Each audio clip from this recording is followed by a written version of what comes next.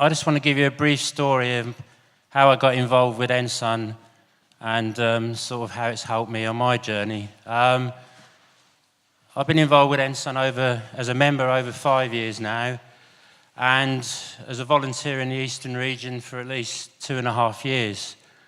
And I remember speaking to Sarah and Mike Cox, represented up in Norfolk, about having an Eastern region hub and an influence. And that's something that we need to go back to, and as Sarah said today, about revisiting and maybe having a look at the work we're doing around hubs.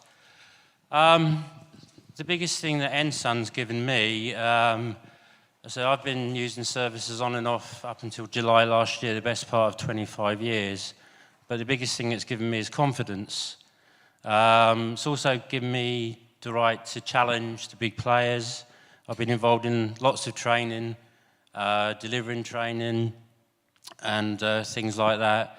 Also locally, I chaired 2 events down in Suffolk a couple of years ago, and also had the privilege last year to be involved with the Mental Health Watch book launch and actually have a case study in there.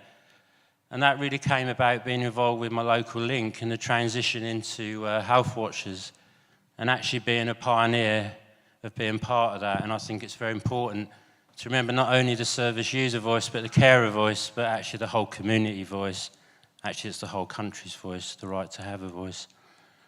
Not only that, one of the charities that I am involved with locally, and it did come through fronting those charities events, is a local organisation called Suffolk User Forum.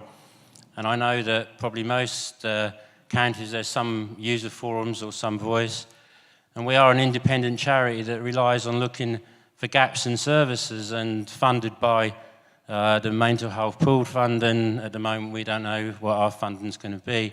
But actually NSUN's been given me the chance to raise that grassroots level voice to a national level.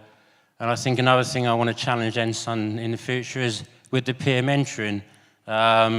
You know, it's obviously it's London-centric, and we appreciate that they can only do so much from there, but it doesn't always have to be a physical presence. You know, I think it's support and peer mentoring, and I'm sure there can be ways and methods around that, and using the 4PI. And just recently, I've started to be involved with the recovery colleges through the IMROC model, implementing recovery for organisational change.